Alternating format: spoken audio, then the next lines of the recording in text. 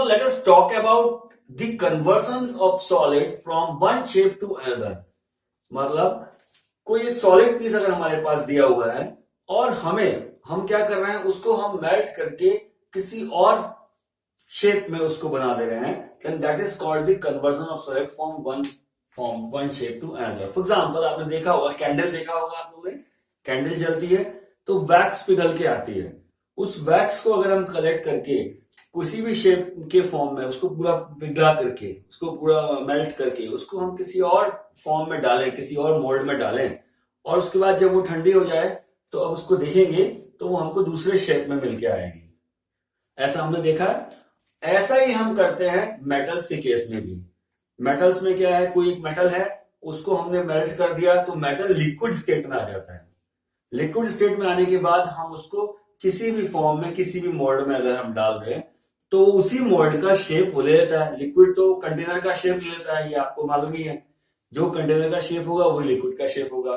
उसको फिर जब ठंडा हो जाता है तो लिक्विड फिर सॉलिड हो जाता है, फिर से जम जाता है, सॉलिड बन जाता है। And when we take it out तो ये उस मोल्ड का शेप लिया हुआ है, उस कंटेनर का शेप लिया हुआ है जहां पर ये, जिसमें हमने डाला है। ठीक है। नाउ फॉर एग्जांपल, अगर ये कोई सॉलिड बॉल है ना, इसको मैंने मेल्ट कर लिया है और मेल्ट करके मैंने लिक्विड को इसमें पोर कर दिया है। इस सॉलिड बॉल को, या वैक्स ले लीजिए, इस सॉलिड बॉल को मैंने इसको मेल्ट करके लिक्विड के शेप में डाल दिया। अब मैं इसको एक ऐसे मोल्ड में डाल दिया है जो क्यूब बना देता है। ऐसा अगर शेप होगा मोल्ड का, तो जब मैं इसको इसमें पोर करूंगा और ये जब कूल हो जाएगा, कूल डाउन हो जाएगा, ठंडा हो जाएगा, तो क्या शेप ले लेगा, वो ऐसा शेप में आ जाएगा। और this solid is converted into this shape, यानी स्फीयर जो शेप था, ये shape is converted into now cube shape. ठीक है। तो अब इसका सरफेस एरिया और इसका सरफेस, दोनों का सरफेस था, अब दोनों अलग अलग हो जाएंगे। क्यों? क्योंकि ये स्फीयर है, इसका सरफेस अलग है, ये क्यूब है, इसका सरफेस अलग है। और अगर सरफेस अलग हुए तो सरफेस एरिया भी डिफरेंट हो जाएंगे। तो जो एक चीज जो डिफरेंट नहीं होगी, जो हमेशा सेम रहेगी, that is the volume. That is volume of solid will remain same. इस लाइन को अगर हम ध्यान रख लें, अगर हम इस लाइन को ध्यान रख लें तो इस पे बेस्ड हमारे सारे क्वेश्चन सॉल्व हो जाएंगे। मतलब कि अगर हमने किसी सॉलिड को मेल्ट करके और उसका शेप दूसरे किसी शेप में बना दिया है, तो द वॉल्यूम ऑफ दिस, पहले वाले सॉलिड का जो वॉल्यूम था, वो ही वॉल्यूम दूसरे सॉलिड का भी रहेगा, चाहे हम उसे किसी भी शेप में बना दें। क्लियर? नाउ अगर मैं यहां कहूं कि मेरे पास नंबर ऑफ सब्जेक्ट्स थे, यानी दो स्फीयर्स थे पहले, ठीक है, ये छोटा स्फीयर था, एक बड़ा स्फीयर था, उन दोनों को मेल्ट करके फिर मैंने ऐसा बनाया है, तो ऐसे केस में क्या होगा, यानी कि पहले के जितने भी वॉल्यूम्स होंगे ये सारे will be equal to final volumes. या उसका उल्टा भी कह सकते हैं, एक ही था, इससे हमने बहुत सारे छोटे छोटे क्यूब्स बना दिए, ऐसा भी कह सकते हैं हम। तो क्या होगा, इससे जितने भी क्यूब्स बने, यानी कि पहले शेप चेंज होने से पहले क्या था, जितना भी वॉल्यूम था, total volume will become equal to after shape change होने के बाद जितना भी रहेगा उसके टोटल वॉल्यूम के बराबर आ जाएगा। क्लियर है?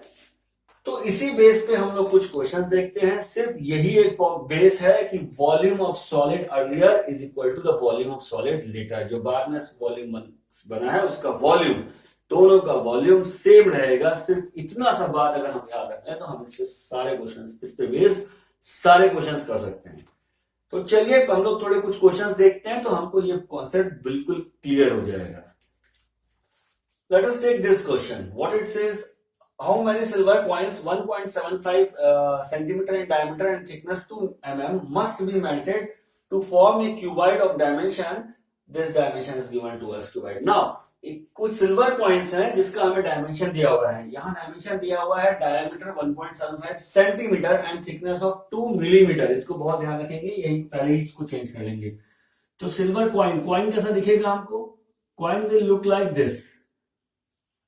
ठीक है, एक कॉइन है जो हमें इस तरह से दिख रहा है, ये क्या शेप बना रहा है? ये शेप बना रहा है, एक सिलेंडर का शेप बना रहा है, जिसकी की हाइट जो है वो 2 mm है। यहां हम इसको लिख लेंगे 0.2 सेंटीमीटर, डायरेक्ट सेंटीमीटर में कन्वर्ट कर लेंगे।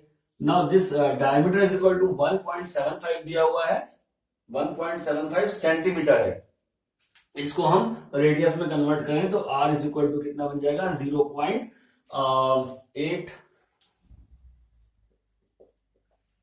0.875 सेंटीमीटर। यहाँ पहले ही हम इसको सेंटीमीटर में चेंज कर लेते हैं, ठीक है। और नहीं तो फिर हमको इन सबको मिलीमीटर में चेंज करना पड़ेगा। जैसा भी आपको कन्वीनियंट लगे आप कर सकते हैं। यूनिट विल बी सेम, ठीक है। यूनिट सेम रहेंगे तो हमको वॉल्यूम कंपैरिजन कर पाएंगे। तो ऐसे कुछ कॉइन्स हैं।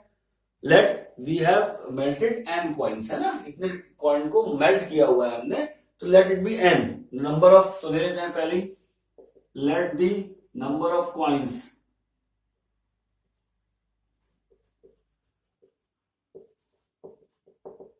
मेल्टेड आर n, ठीक है। n नंबर ऑफ कॉइन्स को हमने मेल्ट कर लिया। तो अब क्या बनेगा? नंबर ऑफ कॉइन्स को मेल्ट करके हमने एक क्यूबॉइड बना लिया है, हमने एक क्यूबॉइड बना लिया है, ठीक है। नंबर ऑफ कॉइन्स को हमने मेल्ट किया और इस तरह से ये क्यूबॉइड बन के आ गया। फाइन। तो क्यूबॉइड का डायमेंशन हमें दे दिया है, that is 5.5 centimetre, 10 centimetre and height is 3.5 centimetre, या कोई भी डायमेंशन इस तरह से हमने एक डायमेंशन दे दिया। तो इसको हमने मेल्ट किया, नंबर ऑफ कॉइन्स n को मेल्ट किया, ऐसे कॉइन्स को, तो ये बन के आ गया। तो यहां हमें बिल्कुल क्लियर है ये चीज कि वॉल्यूम ऑफ दिस, इसका वॉल्यूम इनटू n नंबर्स का volume will be equal to this. कुछ भी शेप चेंज कर लें लेकिन वॉल्यूम हमेशा सेम रहने वाला है। तो हमारे पास क्या कॉन्सेप्ट क्लियर है?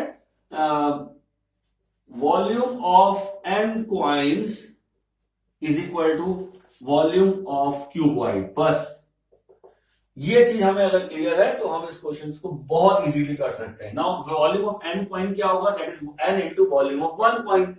वन कॉइन का वॉल्यूम क्या है? That is pi r square h, क्योंकि ये सिलेंडर शेप है, यहां पे हमें ध्यान देना है। वॉल्यूम ऑफ क्यूबॉइड क्या होगा? l into b into h, ठीक है। Now n is equal to pi, not n is equal to n multiplied by 22/7। इसको सॉल्व करने के लिए देखेंगे हम। Now r is equal to,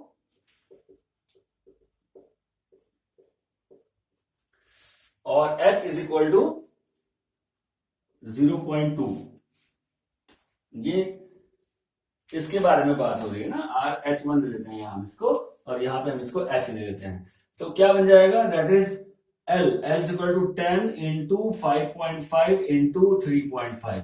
now एक इक्वेशन को हम सॉल्व करते हैं तो हमारे पास n की वैल्यू आ जाती है ना। इसको सॉल्व करके देखेंगे, n की वैल्यू आ जाएगी। अगर आप इसको सॉल्व करेंगे तो n is equal to finally आने वाला है 80। Number of coins 80। इन 80 कॉइन्स को अगर हम मेल्ट करेंगे तो इस शेप का क्यूबॉइड बन सकता है। Now let us take this example. What it says, a well of diameter 3 meter is dug 14 meter deep.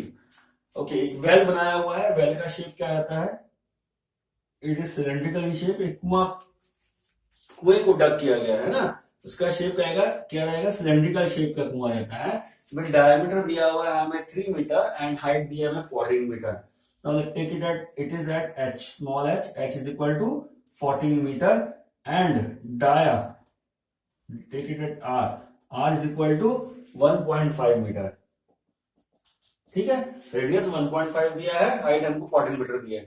The earth is taken out of it has been spread evenly all around it in the shape of circular ring of width 4 metre to form an embankment. Okay, अब मिट्टी, तो जब हमने इसको बना रहे हैं कुएं को, हम मिट्टी डग कर रहे हैं, अर्थ को डग कर रहे हैं, तो जितनी भी अर्थ बाहर निकल के आएगी, हम इसको मिट्टी खोदेंगे तो जितनी मिट्टी बाहर निकल के आएगी, उस मिट्टी को हमने क्या यूज किया है? उस मिट्टी को हमने यूज किया है इसके एम्बैंकमेंट बनाने के लिए, इसका किनारा बनाने के लिए। आपने कुएं में देखा होगा कि कुएं के ऊपर एक बाउंड्री वॉल जैसी बनी रहती है, ठीक है। एक बाउंड्री वॉल होती है ताकि सेफ्टी बनी रहे और पानी निकालने में इजी हो। तो एक बाउंड्री वॉल हमने कवर कर दी, एम्बैंकमेंट बना दिया, मतलब किनारे बना दिए उसके। बाउंड्री वॉल जो बनाई है उसका क्या, एक सर्कुलर रिंग जैसा बन जाएगा। ऑफ कोर्स रिंग जैसा बनेगा, ठीक है, एक सिलेंडर ही बनेगा। Its of width 4 metre to form an embankment. Okay, find the height of this. Okay, तो क्या बनने वाला है, हमने यहाँ पर कुछ एक रिंग जैसा बना दिया है जिसकी हाइट हमें मालूम नहीं, बाउंड्री वॉल की हाइट हमें फाइंड आउट करनी है। Now let us take the height is h, और लेकिन इसकी विड्थ हमें दी हुई है इस 4 मीटर विड्थ दी है। तो विड्थ दी है मतलब अगर मैं इसको दिखूंगा एज ए रिंग तो ये यहाँ पे 4 मीटर दिया हुआ है और ये इस साइड भी 4 मीटर होगा और ये जो बनेगा that will B A like this, ये इस तरह का बनेगा कुछ, और इसकी हाइट होगी जो हमें फाइंड आउट करनी है, it will be like this. ठीक है, तो कुआं हमारा कैसे बन जाएगा, हमारा वेल कैसा बन जाएगा, it will be like this, है ना, ऐसा कुछ वेल बनेगा हमारा।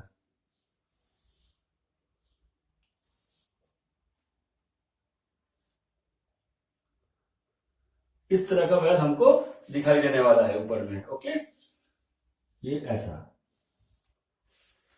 इस तरह का वेल हमको दिखाई देगा। ये 4 मीटर हमको यहाँ दिया हुआ है, 4 मीटर हमको यहाँ दिया, दोनों साइड विड्थ है। इस बैंक का हम यूज करते हैं पानी निकालने के लिए या बाउंड्री वॉल के लिए हम इसको यूज करते हैं। ओके, तो अब हमारे पास देखना है हमको कि find the height of this, let it the height be h। अगर ये कैपिटल H हमारी हाइट है तो हमको हाइट बतानी है, इसकी विड्थ दी हुई है। तो ये रिंग जो बना है it is a kind of circular ring. तो जो ये मिट्टी निकल के आई है उसी मिट्टी को हमने यूज करके ये बनाया हुआ है, जितनी भी हाइट आएगी वही मिट्टी को हम यूज करेंगे। तो हमारे लिए क्या ऑप्शन हो गया, that is volume of this well, यानी इस सिलेंडर का volume is equal to the volume of this circular ring. तो क्या बनेगा हमारे पास, वॉल्यूम ऑफ वेल, जितना भी आया है वॉल्यूम मिट्टी उतनी, volume of well is equal to volume of embankment या ring for ring, circular rings for embankment.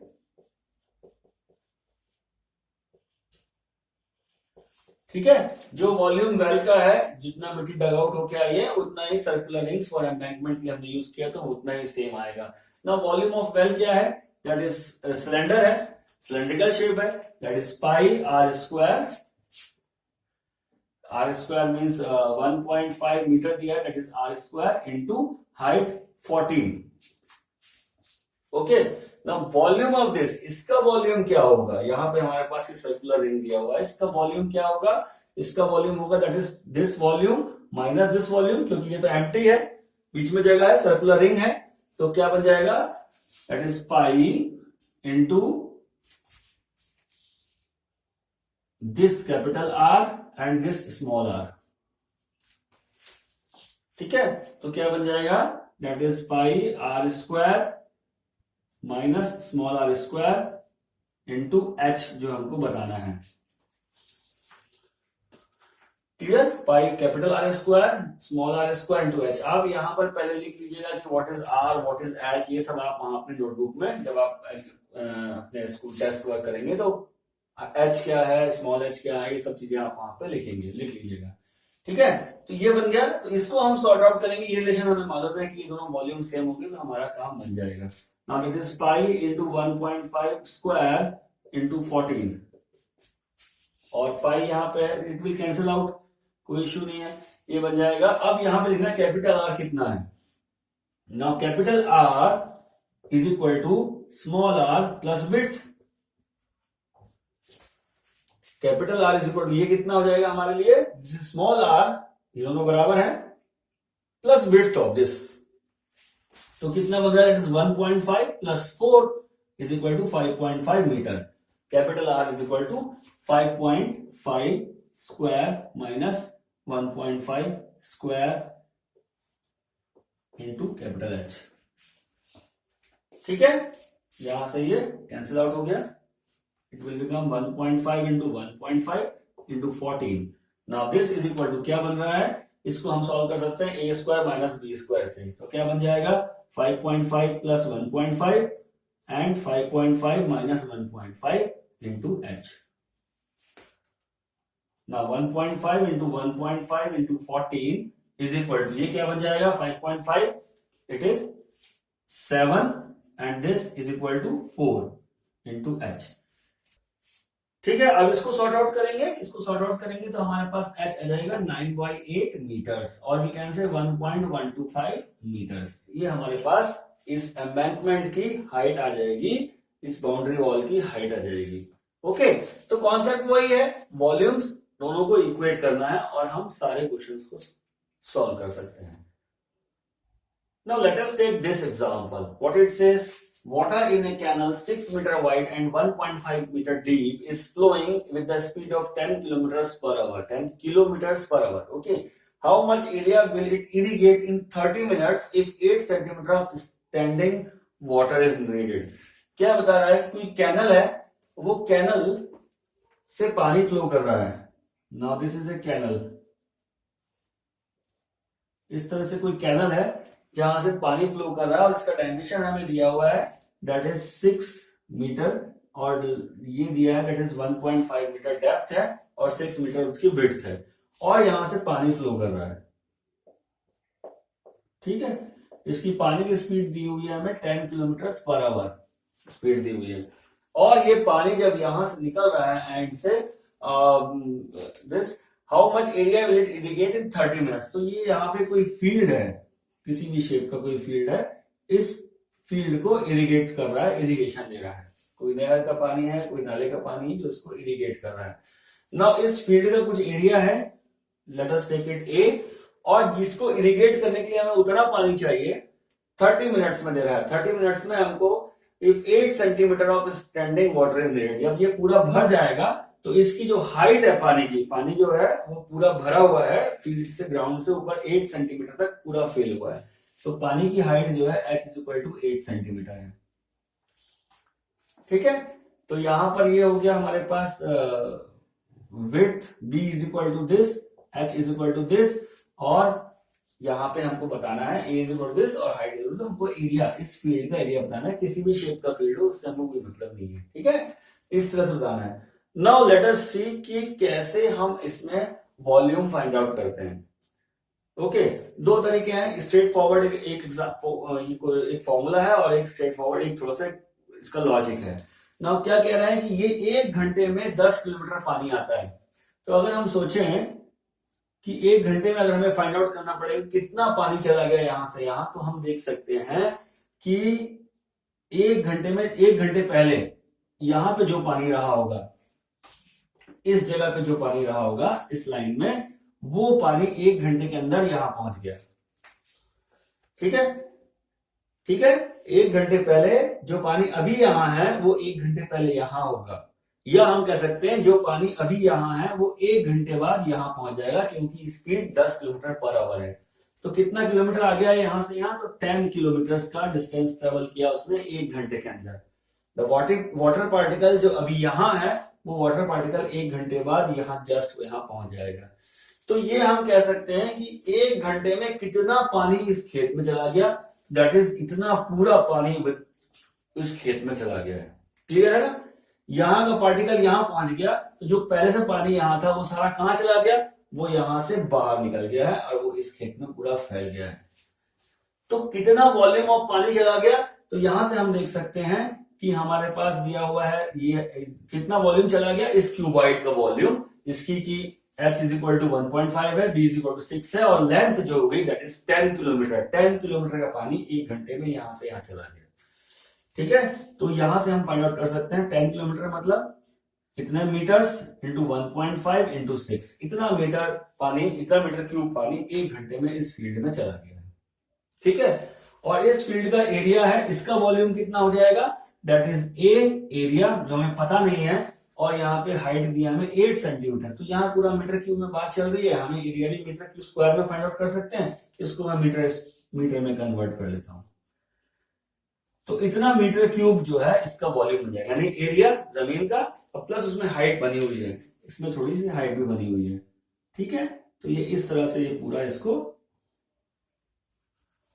Volume पूरा भर जाएगा पानी यहाँ पर, तो ये बन जाएगा वॉल्यूम दिस। तो यानी वॉल्यूम ऑफ दिस जितना 1 घंटे में आया है, और वॉल्यूम ऑफ दिस यहाँ हमें 1 घंटे के लिए निकालना है, हमें हाफ एन आवर 30 मिनट्स का निकालना है।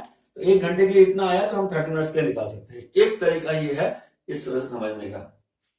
दूसरा तरीका क्या होता है, वॉल्यूम का सीधे सीधे फॉर्मूला हो जाता है, volume is equal to area of cross section into rate of flow. Flow की जो स्पीड होती है उसको हम मल्टीप्लाई कर दें तो स्ट्रेट फॉरवर्ड हमारे पास आ जाता है, हमारा क्या आंसर आने वाला है। तो वॉल्यूम, वो एरिया ऑफ क्रॉस सेक्शन क्या है जहां से पानी क्रॉस हो रहा है, that is 6 into 1.5, this is the area of cross section.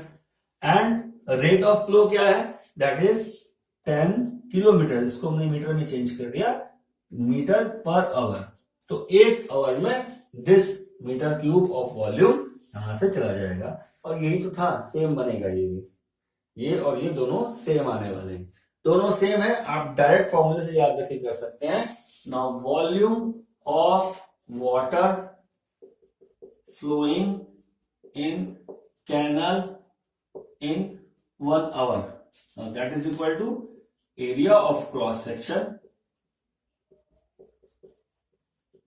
into rate of flow, या rate of flow कर लीजिए या speed of flow या velocity of flow आप कह सकते हैं। ओके, नाउ क्या बन जाएगा, area of cross section is 6 into 1.5 and this is 10,000 metre cube per hour. ये हमारे पास ये बन गया, किलोमीटर है, इसको मैंने मीटर में कर दिया है इतना, ठीक है। नाउ 1 आवर में कितना जा रहा है, it comes out to be 90,000 metre cube per hour. तो 1 घंटे में 1 आवर में 90,000 मीटर क्यूब पानी जा रहा है। तो हाफ एन आवर, क्योंकि हमें यहां कितने करिए 30 मिनट्स में, तो water, volume of water flowing in 30 minutes is equal to 90,000 by 2। Unitary method लगा सकते हैं, 1 आवर में 90,000 है तो 30 मिनट 1 मिनट में 90,000 by 6 आएगा, 30 मिनट में 90,000 by 6 into 30 that is 1 by 2, that is ठीक है। यहां से हम क्लियरली कह सकते हैं that is 45,000 मीटर क्यूब, इतना वॉल्यूम हमारे पास आ गया है ना।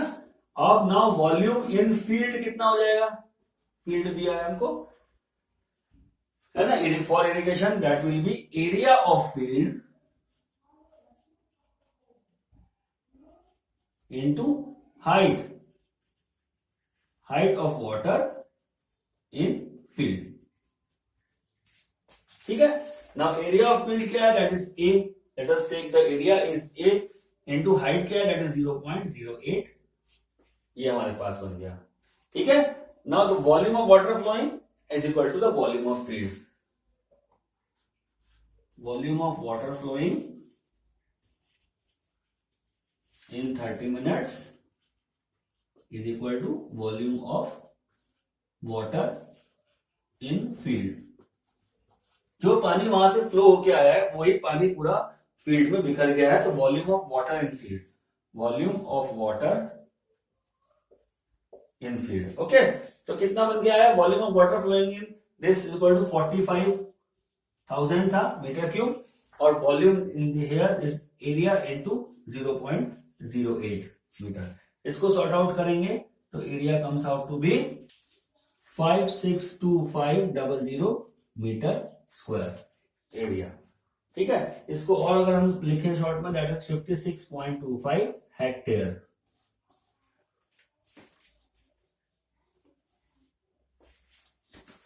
ठीक है। तो इस तरह से हम इसको फाइंड आउट कर सकते हैं।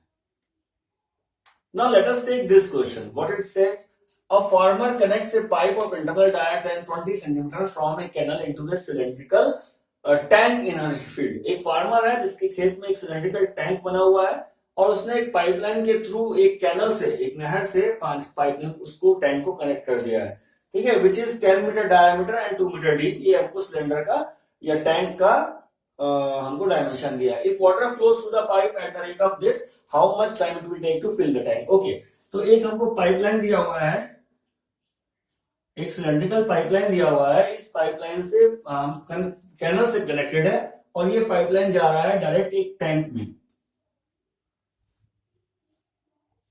ये पाइपलाइन जा रहा है डायरेक्ट एक टैंक के अंदर जा रहा है, ठीक है। ओके, तो टैंक का क्या दिया हुआ, हाइट दिया हुआ दैट इज 2 मीटर। ना 2 metre h is equal to 2 metre दिया हुआ है, और इसका डाया दिया हुआ है हमको 10 मीटर, डायमीटर इज 10 मीटर। ध्यान दीजिएगा डायमीटर 10 मीटर दिया है, तो r is equal to 5 metre हो गया यहाँ पे। ये चीज आप वहां क्वेश्चन में जब आप देंगे गिवन में मेंशन कीजिएगा, R is equal to this, H is equal to this, इस तरह से। और यहाँ पे हमको जो छोटा ये जो दिया है पाइप का जो डायमीटर दिया है दैट इज 10, तो मैं 20 दिया है तो हम रेडियस लिख लेते हैं दैट इज 10 सेंटीमीटर। ठीक है, तो 10 सेंटीमीटर का एक पाइप है और इसकी स्पीड दी है मुझे 3 किलोमीटर पर आवर। जो पानी यहां से फ्लो होके यहां गिर रहा है और इस टैंक को भर रहा है, मुझे बताना है कि ये इस टैंक को कितनी देर में भर देगा। ठीक है, ना तो volume of water per hour, ना वॉल्यूम क्या होता है that is area of cross section, per hour कितना वाटर जा रहा है that is area of cross section into speed of water या rate of flow, that is area of cross section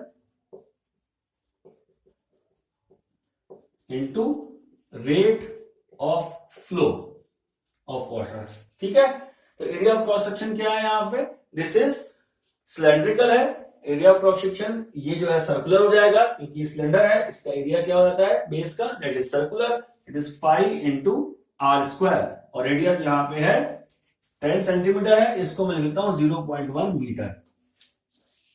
ठीक, तो बन जाएगा 0.1 स्क्वायर, ये बन गया हमारा area of cross section into rate of flow क्या है 3 किलोमीटर पर आवर, इसको मुझे कन्वर्ट करना है मीटर में क्योंकि सब चीज हम मीटर में ला रहे हैं, दैट इज 3000 मीटर्स में कन्वर्ट कर ले, यहां लिख लीजिए आप 3000 मीटर पर आवर।